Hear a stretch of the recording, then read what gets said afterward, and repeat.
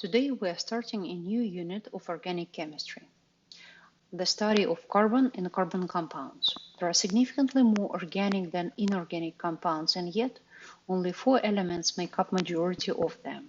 Carbon, of course, hydrogen, oxygen, and nitrogen. To make it easy to remember what elements make up majority of organic compounds, next time you honk your car, think that you honk for organic chemistry. Carbon rules organic chemistry. It is due to its ability to bond with other carbon atoms to form chains, rings, and networks. The organic compounds are so numerous, versatile, and diverse.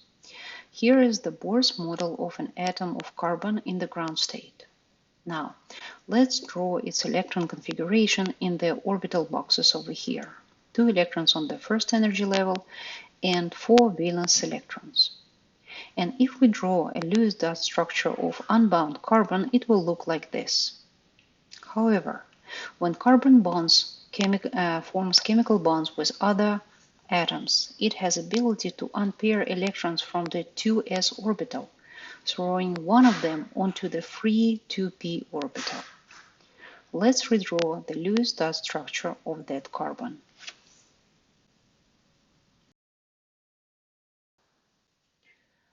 Look, now the carbon has 4 unpaired electrons, which it is ready to share with other atoms. Picture it as 4 outstretched arms ready to shake hands with other atoms. Let's say hydrogen happened to be around. It would love to bind to carbon to complete its valence shell. The first shell only needs 2 electrons to be complete.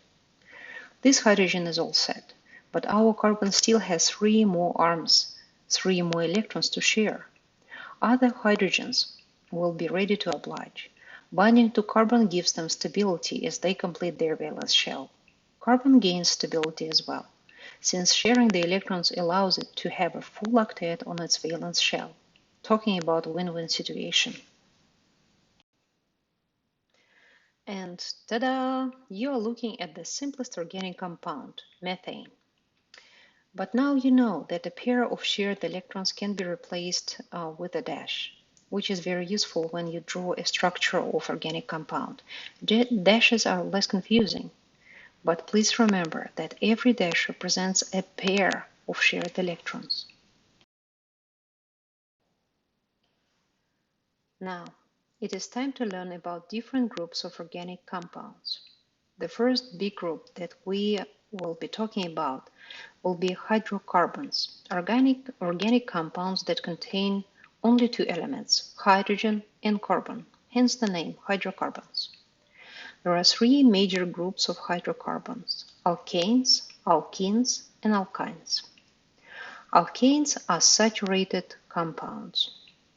You know the term saturated from the unit on solutions, but in the context of organic chemistry, this term has different meaning.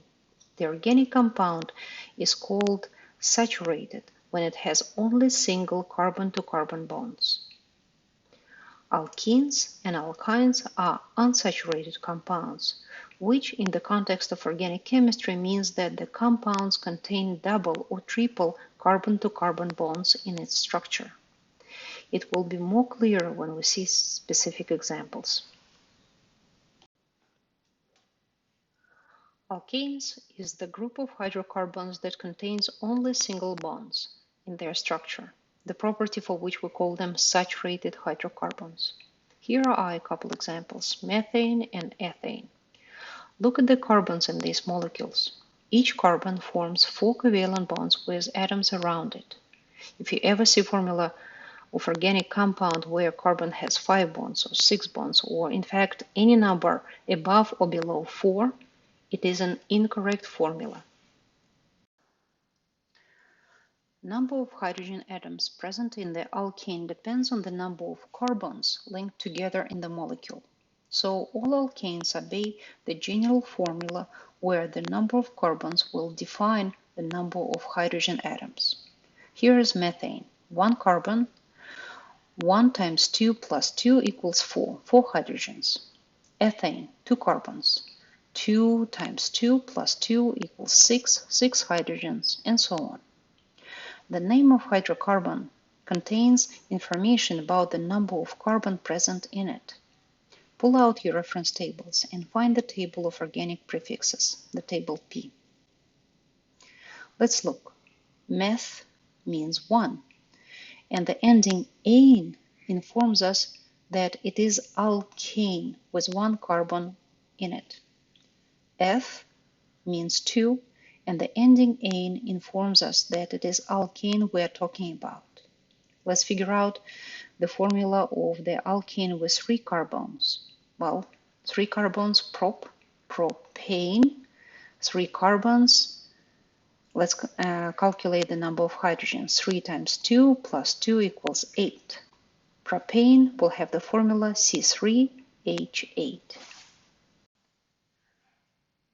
Okay, here's the formula of alkane with 4 carbons. Let's name it. 4 carbons, prefix but, and the ending ane, butane.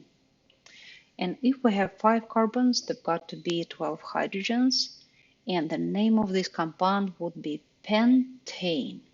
6 carbons, here's the formula, hexane. 7 carbons, heptane. 8 carbons, octane, and so on. You got the drill. There are plenty of hydrocarbons in our lives. Natural gas that we use in our stoves and for heating boilers in our houses, it is a mixture of 2 gases, 90% of methane and 10% of ethane.